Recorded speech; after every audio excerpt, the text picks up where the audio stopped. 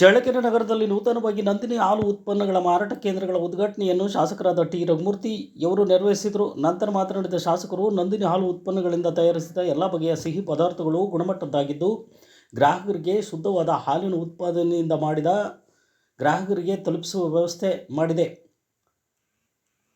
ಇದರಿಂದಾಗಿ ಗ್ರಾಹಕರಿಗೆ ತುಂಬ ಅನುಕೂಲವಾಗಿದೆ. ನಂದಿನಿ ಉತ್ಪನ್ನಗಳು ತನ್ನದೇ ಆದ ಮಹತ್ವ ಹೊಂದಿದೆ ಎಂದು ಹೇಳಿದರು.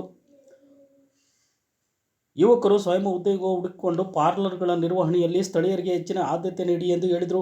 ಜಿಲ್ಲಾ ನಿರ್ದೇಶಕರಾದ ಬಿಸಿ ಸಂಜೀವಮೂರ್ತಿ ಅವರು ಮಾತನಾಡಿ, ನಂದಿನಿ ಉತ್ಪನ್ನಗಳಿಂದ ತಯಾರು ಮಾಡಿದ ಪ್ರತಿಯೊಂದು ಸಿಹಿ ಪದಾರ್ಥಗಳು ಇಲ್ಲಿ ದೊರೆಯುತ್ತವೆ. ಗ್ರಾಹಕರಿಗೆ ಉತ್ತಮ ಗುಣಮಟ್ಟದ ನಿರ್ವಹಣೆಗಾಗಿ ಸಹಕಾರ ಸಂಘಗಳು ಬದ್ಧವಾಗಿದ್ದು, ನಾಗರಿಕರಿಗೆ ಹಾಗೂ ರೈತರಿಗೆ ಎಲ್ಲ ಸೌಲಭ್ಯಗಳನ್ನು ಕಲ್ಪಿಸಿಕೊಡಲು ಶಿವಮೊಗ್ಗ, ದಾವಣಗೆರೆ, ಚಿತ್ರದುರ್ಗ ನಂದಿನಿ ಹಾಲು ಸಹಕಾರ ಸಂಘಗಳು ಕೆಲಸ ನಿರ್ವಹಿಸುತ್ತವೆ.